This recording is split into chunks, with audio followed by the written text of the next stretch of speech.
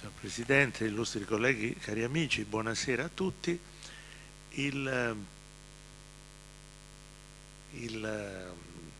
Come appunto il professor Moschini ha appena detto, l'argomento che mi è stato assegnato concerne appunto le opere d'arte che sono in questo palazzo. Ecco, a questo proposito, diciamo qual è la sostanza storica, insomma, di questo. Nel Palazzo della Consulta oggi noi abbiamo effettivamente una raccolta di opere, soprattutto dipinti, sono anche delle sculture, arazzi, oggetti di arredo di un certo livello, di un alto livello, che tuttavia non costituiscono un insieme, come dire, organico, un insieme che abbia una sua storicità conclamata.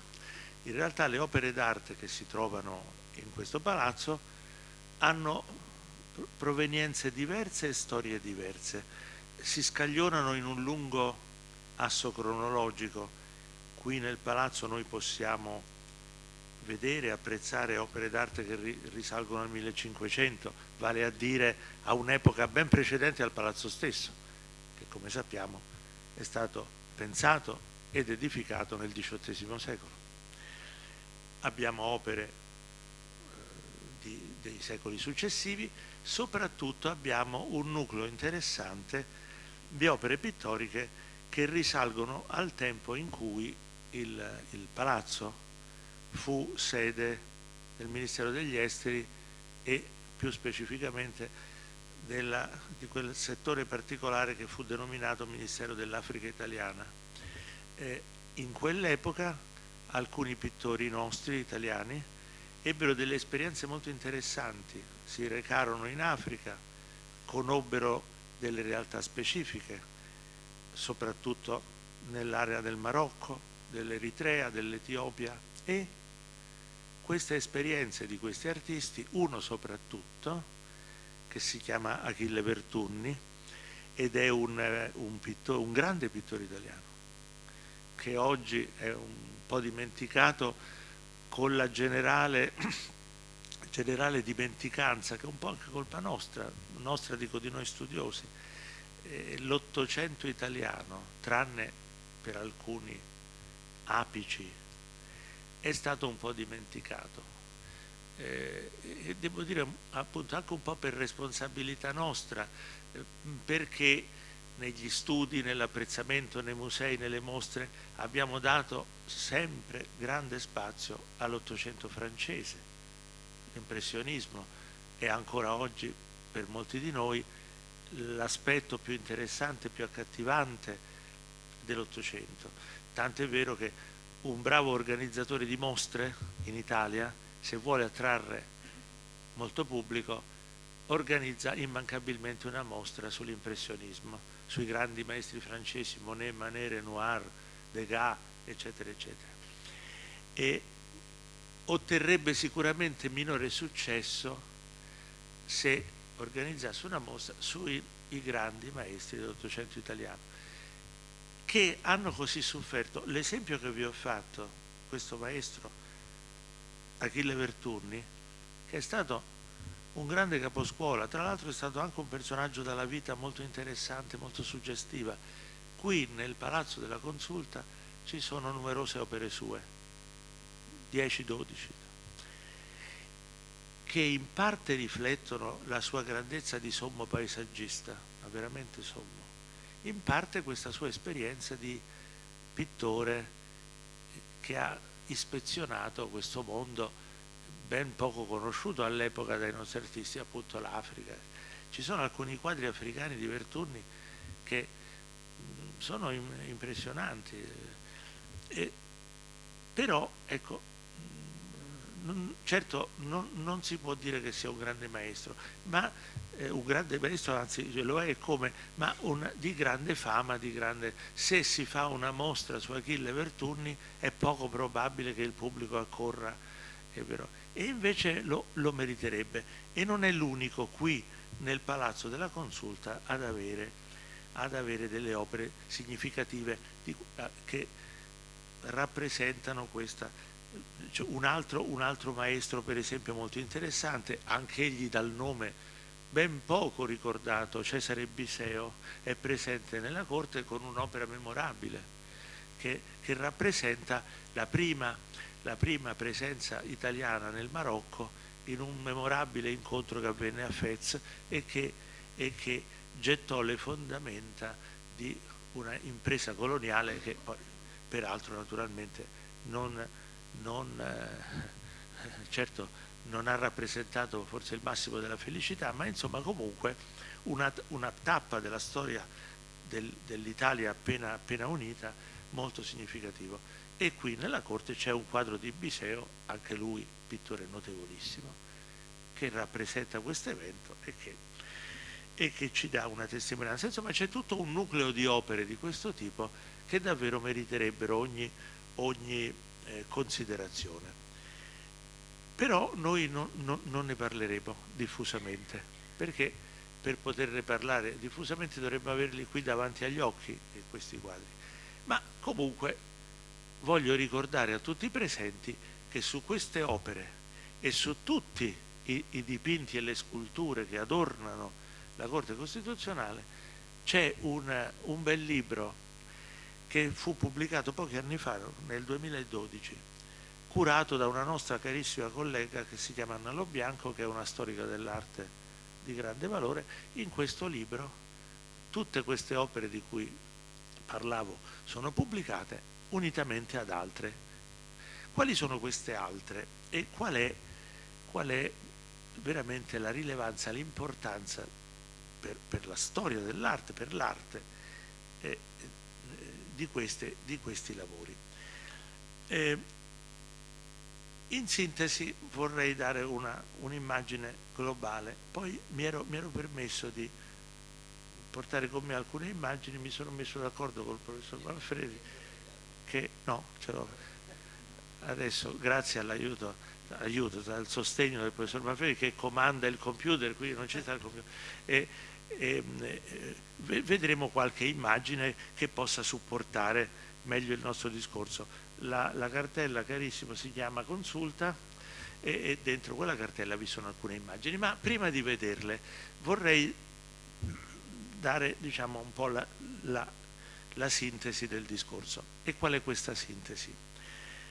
Noi abbiamo, come dicevo, una bella raccolta di dipinti, ma sono tutti molto specialistici, cioè in realtà non c'è qui nella raccolta d'arte della Consulta delle opere di autori la cui fama è tale, somma, eccetera, eccetera.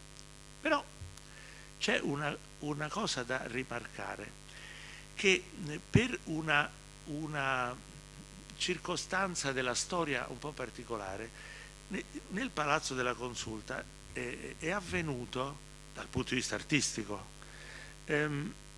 un fenomeno piuttosto raro a Roma, ma che purtroppo, ora capiremo subito perché dico purtroppo, ha riguardato questo palazzo. Cioè, il palazzo venne edificato, adesso naturalmente non mi limito a dati essenziali, venne edificato su progetto del grande architetto Ferdinando Fuga. E quando venne edificato, e questo è interessante per l'arte, venne edificato in un periodo storico che per Roma significò qualche cosa di veramente unico, grande, indimenticabile, un periodo storico su cui normalmente noi non ci soffermiamo e che invece fu importantissimo. E così sì. No, lasciamo, scusami, lasciamo l'immagine poi questo periodo storico è gli anni 30 del 1700. Detto così uno potrebbe dire vabbè, alla fine che c'hanno questi anni 30 del 700 di particolare?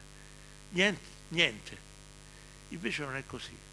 Sono stati una stagione che ha rappresentato per la nostra storia, per la nostra cultura, un momento topico, potremmo dire. Ma in effetti normalmente nella storia dell'arte italiana non è citato il Palazzo della Consulta come il momento topico della storia. È molto bello, certamente noi vediamo qui una riproduzione della facciata e a malapena notiamo che vi sono delle opere d'arte su questa facciata. Però vale la pena di dirlo. Che cosa c'è? Ecco, vedete, in questa seconda immagine si sono evidenziate due aspetti. Sulla nostra sinistra vediamo il particolare di una delle due grandi sculture che vengono chiamate le sculture della fama, e infatti c'è uno stemma e sono quelle che si vedono sull'attico. Poi invece l'altra immagine ci ricorda un particolare curioso, cioè alcune sculture che si vedono sulle porte laterali di accesso del palazzo, e non sono figurazioni vere e proprie, sono come se fossero dei frammenti di antiche statue dell'antichità romana raffiguranti figure eroiche, atletiche e strumenti bellici. Una rappresentazione tutto sommato abbastanza insolita. Se torniamo indietro alla prima immagine, abbiamo omesso soltanto le due figure che sul portone principale poggiano, è vero, diciamo così, sul timpano, e sono allegorie secondo l'uso tipico del tempo.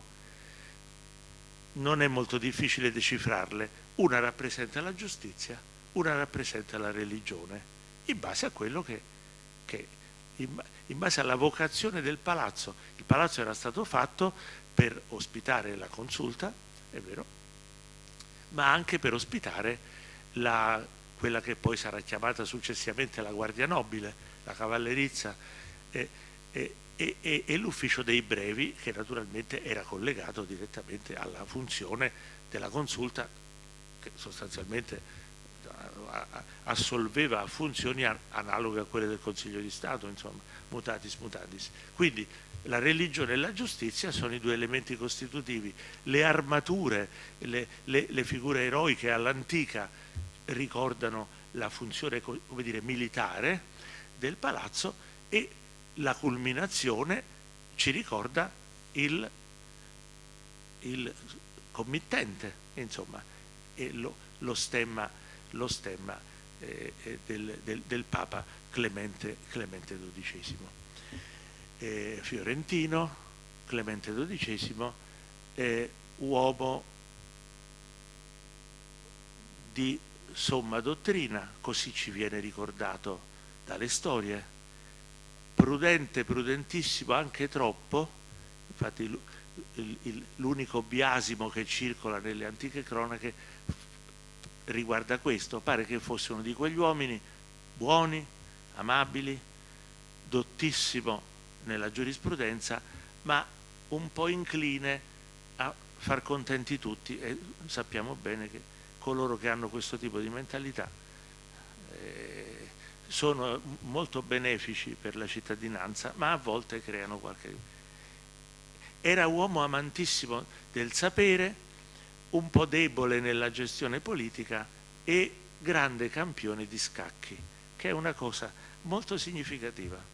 E teneva moltissimo a questo, giocava molto bene, e sappiamo bene quanto la passione e la competenza nel gioco degli scacchi rifletta un certo tipo di mentalità, di pensiero e di amore per l'arte. Ma tutto questo discorso a cosa ci porta? Dunque Clemente XII impresse all'arte una svolta, una via peculiare che giustifica ampiamente quelle immense figure della fama che sull'attico suonano le trombe e segnalano ai popoli la grandezza. In effetti si potrebbe avere qualche perplessità, la progettazione, non mi soffermo, non è mia competenza né mio compito, non mi soffermo sulla progettazione architettonica del Fuga, però che sia di qualità notevolissima, che sia un riflesso meraviglioso di questa presenza dell'illuminismo, diciamo così, apparentemente confliggente con la mentalità papale, naturalmente, e invece in realtà da alcuni di questi grandi artisti portata dentro il discorso della dottrina cattolica, cercando una convergenza, un equilibrio. E non c'è dubbio che questo edificio, come tutti gli edifici che Ferdinando Fuga costruì nella sua operosissima vita, riflettono questo senso di amore verso il popolo, di immagine che rischiara le menti, che rallegra. Il termine a quell'epoca si diffuse molto per qualificare le opere pubbliche promosse dal Papa, ma non solo dal Papa, il termine latino ornamentum. È interessante questo fatto, cioè come questi artisti concepissero l'arte che si fa per il popolo, quella architettonica, quella scultorea, il più bello ornamento della persona. L'ornamento è ciò che in verità giova più di ogni altra cosa. Questo pensiero così bello e oggi trascurato, in base a cui l'ornamento non è il superfluo, bensì è l'essenziale, perché chi vive in una città che è stata costruita sulla base di questo nobile concetto vive meglio. Ma in realtà questa facciata di Ferdinando Fuga a che cosa fa riferimento, con cosa si confronta, da cosa nasce?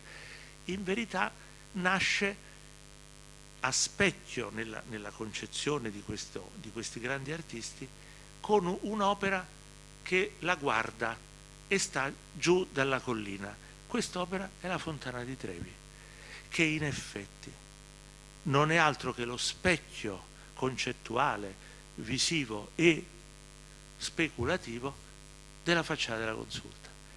In realtà la Fontana di Trevi, noi sappiamo, ha avuto una certa storia e è stata costruita da un grande architetto che si chiama Nicola Salvi, e ha avuto una lunghissima storia. I progetti per la Fontana di Trevi, che era la fontana che per antonomasia doveva proseguire l'antica storia dei Romani, che si erano segnalati naturalmente per il trasporto delle acque, che la Fontana di Trevi è la fontana che porta l'acqua vergine,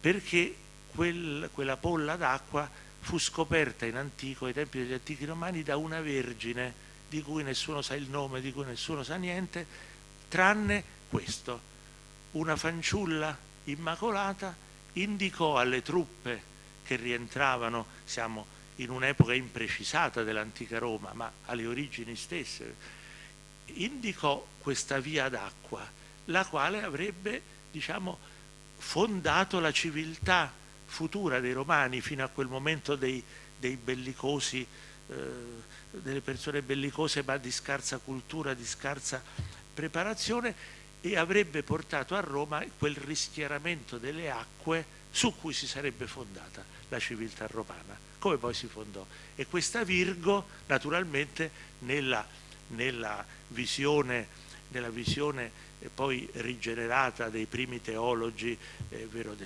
della cristianità, è la prefigurazione della Vergine Maria, che infatti è vergine anche lei, in un altro senso.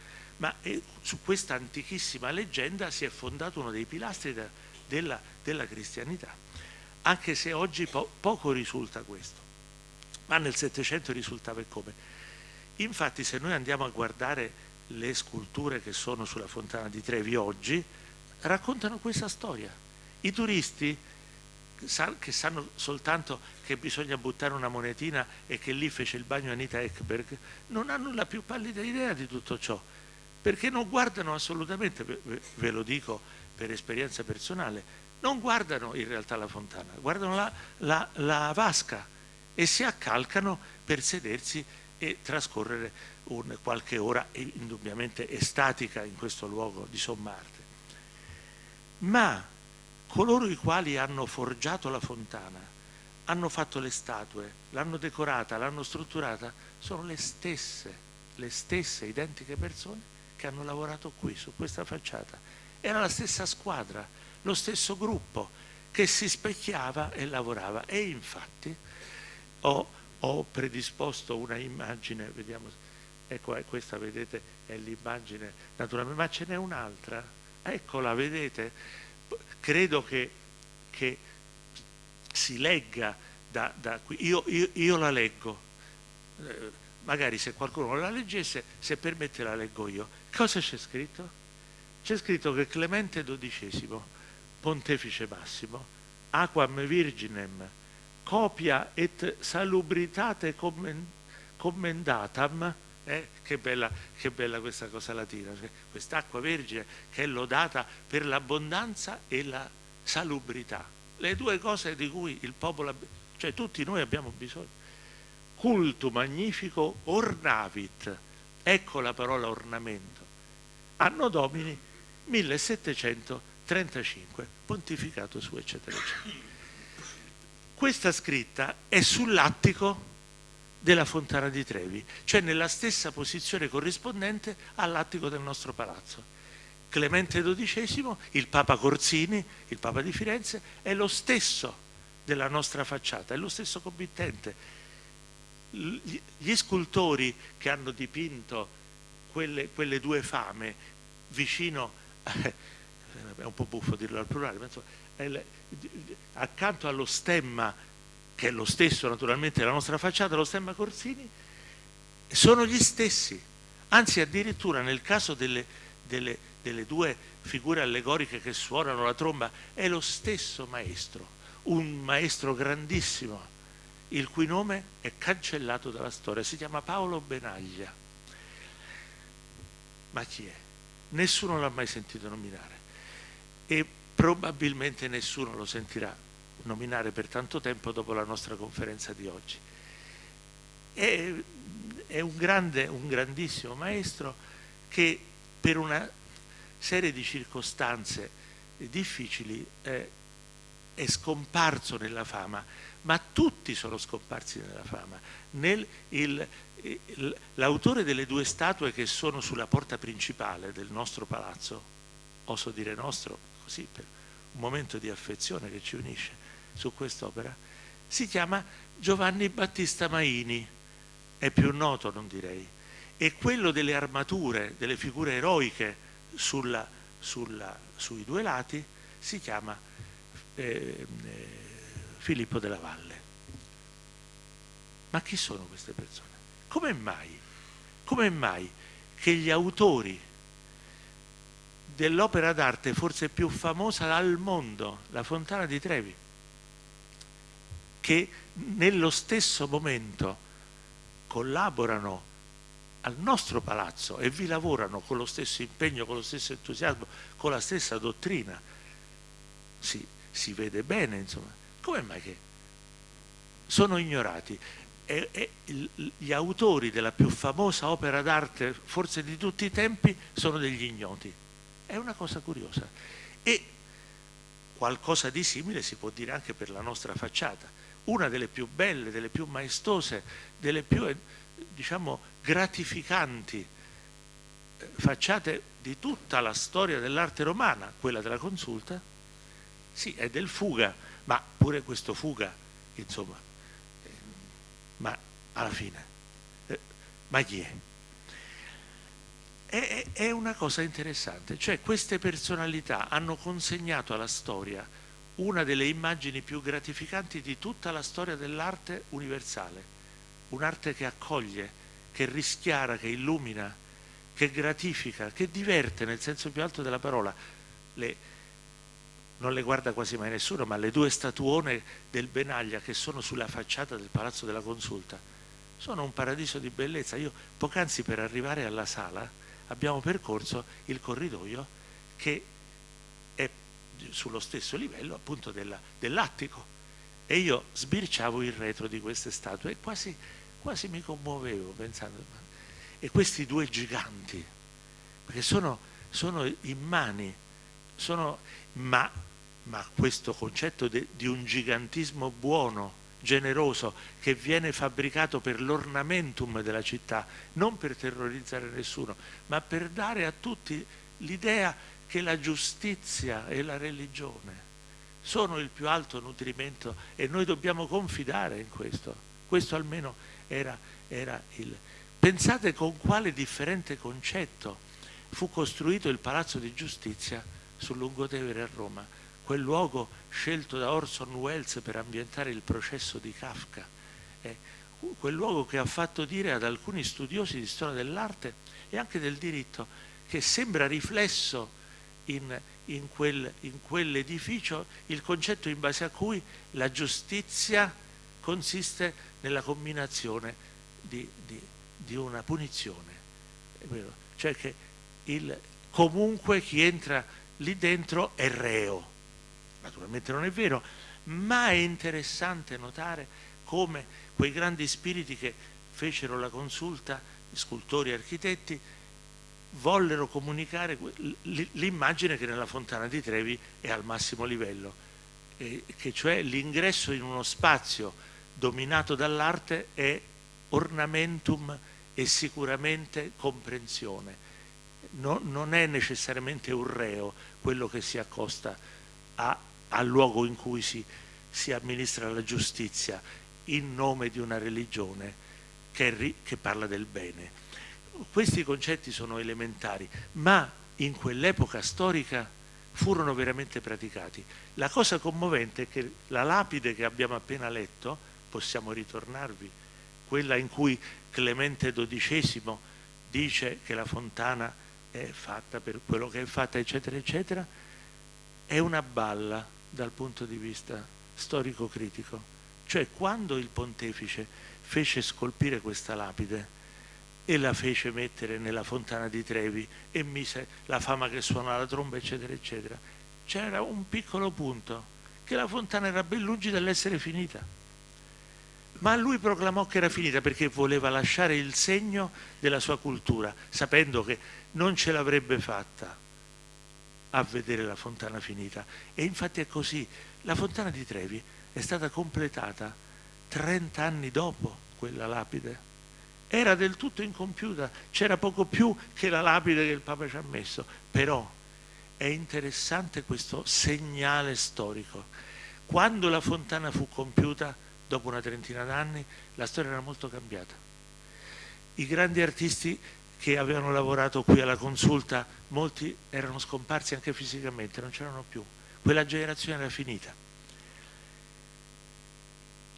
E lo stesso Ferdinando Fuga, che era ancora in questo mondo, aveva preso tutt'altre direzioni. Ma insomma, ecco, mi sono permesso di ricordare queste opere, questi nomi che noi non ricorderemo, ma non importa, ma soltanto per dire quanto la presenza dell'arte in questo contesto sia significativa. Poi mi ero permesso, possiamo andare avanti.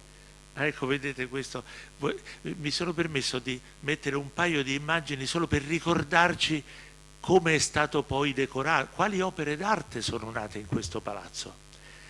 Ecco, voi sapete, cari amici, che questo palazzo ha avuto 3 fasi decorative, ma purtroppo sono molto depauperate. La prima fase fu al tempo stesso della costruzione. Naturalmente il Fuga provvide a che le sale venissero decorate di affreschi, di pitture, la cappella di opere d'arte, eccetera, eccetera. E lavorarono a questa prima fase, lasciando opere di un certo rilievo, artisti, guarda un po', il cui nome oggi, anche qui sono pittori, completamente dimenticati. Vi faccio un nome per tutti, un artista interessante, attivo a Roma negli anni 30 del Settecento, Antonio Bicchierai. Anche questo è ricordato soltanto, anzi, per la verità non è ricordato, perché chi oggi passa per Piazza dell'Orologio, dove ci sono tante istituzioni importanti, può notare nell'incrocio tra Piazza dell'Orologio e Via del Governo Vecchio un'edicola sacra, quelle edicole che erano numerosissime, quelle immagini mariane. Ebbene, quell'edicola sacra, che è una delle poche conservate del Settecento, l'ha fatta questo Antonio Bicchierai. Anche in questo palazzo fece delle pitture, degli affreschi, ce n'è uno che è ancora ricordato, ancora conservato, ma sono molto manomesse. Poi ci fu una seconda fase decorativa alla fine del Settecento, quando un parente stretto del Papa Pio VI operò qui e fece fare delle pitture molto interessanti. Ve ne mostro una, non è questa, no, dovrebbe... Oh, povero me, questa non ci voleva, nel mio disordine mentale ho dimenticato di caricare queste due immagini, ma meglio, perché il tempo che mi è stato concesso è scaduto, e quindi il destino, che è sempre benevolo, è sempre l'ornamentum supremo del nostro pensiero, mi impedisce di farvele vedere. Meglio così, mi fermo.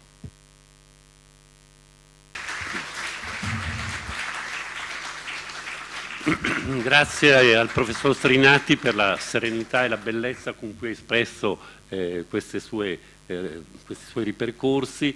Vorrei allora ricordare che la stessa pacatezza che lui ha restituito in un libro molto fortunato, forse non il più importante nella sua biografia, ma un libricino di Sellerio di molti anni fa, che è stato ripubblicato recentemente, ecco, che riprende quell'atteggiamento di grandi storici dell'arte e dell'architettura, da Kenneth Clark a John Summerson, di restituire le conversazioni radiofoniche, per cui secondo una tradizione anglosassone è riuscito a restituire la bellezza della fattualità dell'opera attraverso un ripercorso di molti secoli e con la stessa vivacità, con la stessa serenità con cui oggi ci ha ricordato queste storie importantissime, anche di autori, diciamo, trascurati, marginali, ma di grande importanza. Lascerei la parola al professor Tommaso Manfredi, che contempla nella propria formazione, devo dire che Tommaso Manfredi con Giuseppe Bonaccorso, con il professor Bellini, sono quelli che io considero i giovani storici dell'architettura più straordinari attualmente. L'università ha la possibilità di avere personalità così serie, ma Giuseppe Bonaccorso in particolare ha una sua vocazione all'acribia, Tommaso Manfredi ha la sua specificità in questa sorta di acribia filologica, per cui è riuscito a occuparsi dalla Pontificia Accademia dei Virtuosi del Pantheon alla cultura architettonica cinquecentesca e a quella in particolare settecentesca, con grande padronanza, con grande veramente capacità di riconnettere la cultura archivistica, la cultura specifica, diciamo, la scienza con la materia dell'architettura. E questo è uno dei pregi più straordinari di Tommaso Manfredi, che ci parlerà di Fernando Fuga, architetto della Consulta, disegno e funzione nel Settecento.